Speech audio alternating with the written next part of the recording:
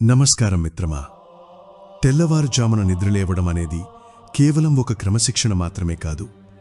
అది విశ్వశక్తితో మనల్ని మనం అనుసంధానం చేసుకునే ఒక అద్భుత ప్రక్రియ.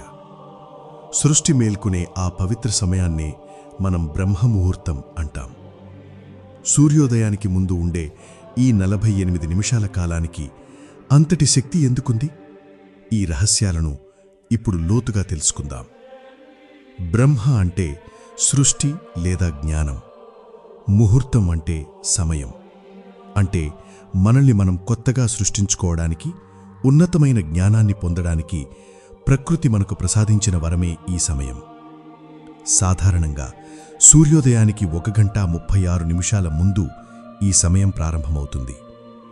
ఈ సమయంలో ధ్యానం చేస్తే ఫలితం రెట్టింపవుతుంది. దీని వెనుక బలమైన శాస్త్రీయ కారణముంది. ఈ సమయంలో వాతావరణంలో కోలాహలముండదు. మన మెదడు ఆల్ఫా తరంగాలను విడుదల చేస్తుంది. ఇది గాఢమైన ఏకాగ్రతకు, సృజనాత్మకతకు నిలయం. తెల్లవారుజామున గాలిలో నవజాత ప్రాణవాయువు, ఓజోన్ పుష్కలంగా ఉంటుంది. ఇది ఊపిరితిత్తులను శుద్ధి చేయడమే కాకుండా మెదడు కణాలను ఉత్తేజపరుస్తుంది. యోగి పుంగవుల అభిప్రాయం ప్రకారం బ్రహ్మముహూర్తంలో సుషుమ్నా నాడి త్వరగా ఉత్తేజితమవుతుంది. ఈ సమయంలో విశ్వం నుండి వెలువడే తరంగాలు, కాస్మిక్ ఎనర్జీ అత్యంత స్వచ్ఛంగా ఉంటాయి. మనం చేసే ప్రార్థన లేదా సంకల్పం నేరుగా విశ్వాంతరాళంలోకి ప్రవేశిస్తుంది. అందుకే ఈ సమయంలో అడిగింది జరుగుతుంది, తలచింది సిద్ధిస్తుంది. బ్రహ్మముహూర్తమంటే కేవలం సూర్యోదయానికి ముందు సమయం మాత్రమే కాదు. అది భూమికి, దివ్యలోకానికి మధ్య ద్వారాలు తెరుచుకునే సమయం. దీని వెనుక ఉన్న ఆధ్యాత్మిక విశిష్టతను ఈ 3 అద్భుత కోణాల్లో చూడవచ్చు. 1. దేవతలు సంచరించే దివ్య సమయం. మన ధర్మశాస్త్రాల ప్రకారం ఈ పవిత్ర సమయంలో దేవతలు, మహర్షులు, సిద్ధపురుషులు ఆకాశమార్గంలో సంచరిస్తూ ఉంటారు. ఈ సమయంలో ప్రకృతి అంతా సాత్విక గుణంతో, అంటే సత్యం, శాంతి, పవిత్రత నిండి ఉంటుంది. లోకం నిద్రపోతున్న వేళ ఎవరైతే మేల్కొని ధ్యానంలో గాని, జపంలో గాని ఉంటారో వారిపై ఆ దివ్యశక్తుల అనుగ్రహం, ఆశీస్సులు వెల్లువలా కురుస్తాయి. అందుకే ఈ సమయంలో చేసే ప్రార్థన అత్యంత శక్తివంతమైనది. 2. సరస్వతీ యోగం. ఇది మేధస్సుకు పదును. బ్రహ్మముహూర్తాన్ని సరస్వతీ యోగకాలం అని కూడా పిలుస్తారు. దీనికొక విశిష్టమైన కారణముంది. ఈ సమయంలో మన బుద్ధి స్వచ్ఛమైన అద్దంలా మారుతుంది. ఏకాగ్రత అసాధారణ స్థాయిలో ఉంటుంది. అందుకే మన పెద్దలు తెల్లవారుజామున చదివితే బాగా గుర్తుంటుంది అని చెబుతారు. సరస్వతీదేవి కటాక్షం పుష్కలంగా లభించే సమయం కాబట్టి కొత్త విషయాలు నేర్చుకోవడానికి, సృజనాత్మక పనులు చేయడానికి దీనికి మించిన సమయం మరొకటి లేదు. 3. అంతర్ముఖ ప్రయాణం, ద ఇన్నర్ సైలెన్స్. బాహ్య ప్రపంచం నిశ్శబ్దంగా ఉండటం ఒక ఎత్తైతే, మన అంతరాత్మ ప్రశాంతంగా ఉండటం మరో ఎత్తు. మనసు ఆలోచనల రొద లేకుండా నిశ్చలంగా ఉన్నప్పుడు మన అంతరాత్మతో మనం మాట్లాడవచ్చు. ఈ నిశ్శబ్దంలోనే మనకి జీవితంలోని కఠినమైన ప్రశ్నలకు సరైన సమాధానాలు దొరుకుతాయి. బ్రహ్మముహూర్తంలో మీ జీవితాన్ని మార్చే 5 అద్భుత సూత్రాలు. సూర్యుడు ఉదయించకముందే మీ విజయం ఉదయించాలి. బ్రహ్మముహూర్తంలో సాదాసీదాగా రోజును ప్రారంభించడం కాదు, విశ్వశక్తిని మీ కౌగిల్లోకి తీసుకోవడానికి మీరు చెయ్యాల్సింది కొన్ని ఉన్నాయి. 1. కృతజ్ఞతాస్మరణ, ద పవర్ ఆఫ్ గ్రాటిట్యూడ్. కళ్ళు తెరవగానే చేసే మొదటి ఆలోచన మీ రోజంతటినీ శాసిస్తుంది. పడకపై ఉండగానే ఈ కొత్త రోజును మీకు ప్రసాదించిన ఆ దైవానికో లేదా ప్రకృతికో మనస్ఫూర్తిగా థాంక్స్ చెప్పండి. కృతజ్ఞత ఉన్న చోట భయం ఉండదు. ఇది మీ మనస్సులో పాజిటివ్ వైబ్రేషన్స్ను వెంటనే స్టార్ట్ చేస్తుంది. 2. శూన్య ధ్యానం. ప్రకృతి నిశ్శబ్దంగా ఉన్న సమయంలో మీరు మౌనంగా ఉండటం ఒక వరం. కాబట్టి ప్రశాంతంగా కూర్చొని మీ శ్వాసను గమనించండి. కేవలం 15 నిమిషాలు.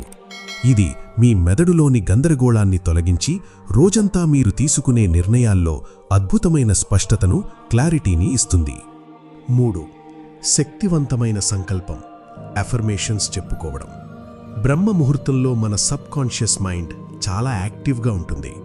కాబట్టి మీరు నేను శక్తివంతుణ్ణి, నేను ఆరోగ్యంగా ఉన్నాను, నేను ఈరోజు అద్భుతాలు సాధించబోతున్నాను అని మీకు మీరు బలంగా చెప్పుకోండి. మీరు ఏమనుకుంటే అదే అవుతారు.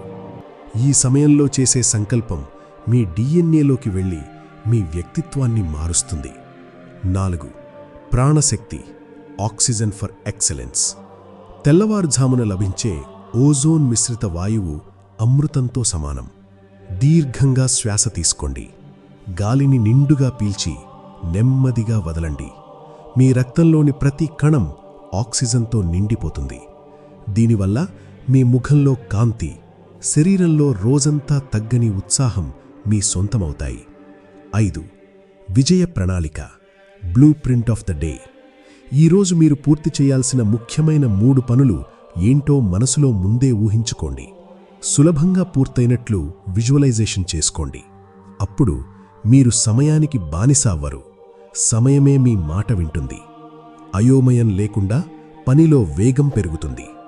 లోకం నిద్రపోతున్నప్పుడు మీరు మేల్కొంటే లోకం సాధించలేనిది మీరు సాధిస్తారు.